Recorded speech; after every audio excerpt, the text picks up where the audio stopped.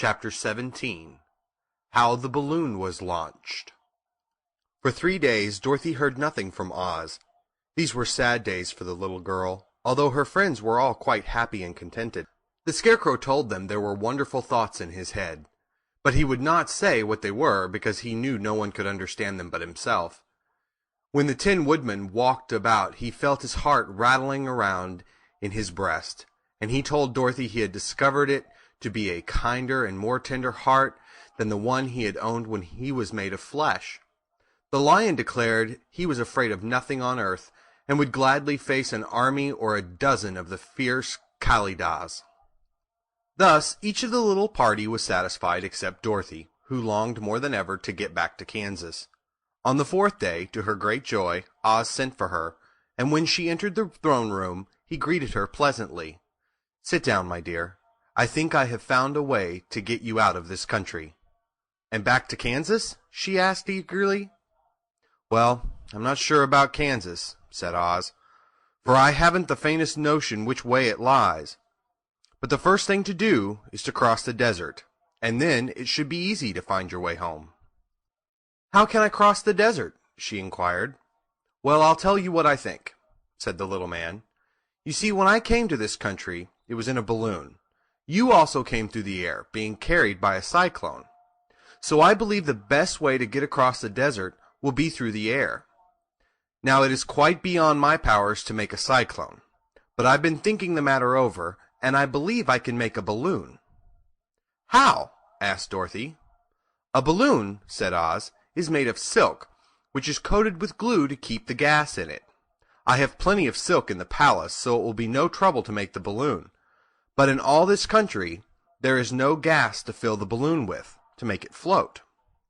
"If it won't float," remarked Dorothy, "it will be of no use to us."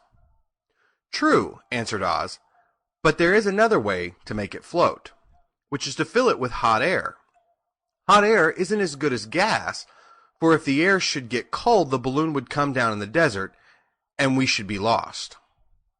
"We?" exclaimed the girl. "Are you going with me?" "Yes, of course," replied Oz. "I am tired of being such a humbug. If I should go out of this palace, my people would soon discover I am not a wizard, and then they would be vexed with me for having deceived them. So I have to stay shut up in these rooms all day, and it gets tiresome. I'd much rather go back to Kansas with you and be in a circus again." "I shall be glad to have your company," said Dorothy. "Thank you," he answered. "Now, if you will help me sew the silk together, we will begin work on our balloon." So Dorothy took a needle and thread, and as fast as Oz cut the strips of silk into proper shape, the girl sewed them neatly together. First there was a strip of light green silk, then a strip of dark green, and then a strip of emerald green, for Oz had a fancy to make the balloon in different shades of the color about them. It took 3 days to sew all the strips together, but when it was finished, they had a big bag of green silk more than 20 feet long. Then Oz painted it on the inside with a coat of thin glue, to make it airtight, after which he announced that the balloon was ready. "But we must have a basket to ride in," he said. So he sent the soldier with the green whiskers for a big clothes basket, which he fastened with many ropes to the bottom of the balloon. When it was all ready, Oz sent word to his people that he was going to make a visit to a great brother wizard who lived in the clouds. The news spread rapidly throughout the city, and everyone came to see the wonderful sight. Oz ordered the balloon carried out in front of the palace, and the people gazed upon it with much curiosity. The Tin Woodman had chopped a big pile of wood, and now he made a fire of it, and Oz held the bottom of the balloon over the fire so that the hot air that rose from it would be caught in the silken bag.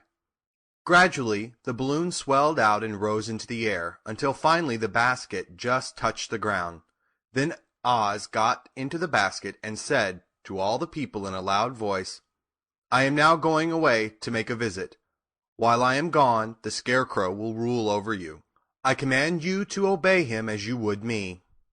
The balloon was by this time tugging hard at the rope that held it to the ground, for the air within was hot, and this made it so much lighter in weight than the air without that it pulled hard to rise into the sky. "Come, Dorothy," cried the wizard. "Hurry up, or the balloon will fly away." I can't find Toto anywhere, replied Dorothy, who did not wish to leave her little dog behind.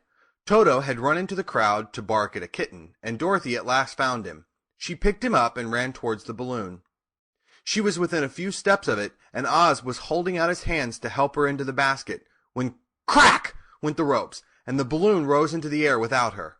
"Come back!" she screamed. "I want to go too!" "I can't come back, my dear," called Oz from the basket. "Goodbye!" "Goodbye!" shouted everyone, and all eyes were turned upward to where the wizard was riding in the basket, rising every moment farther and farther into the sky.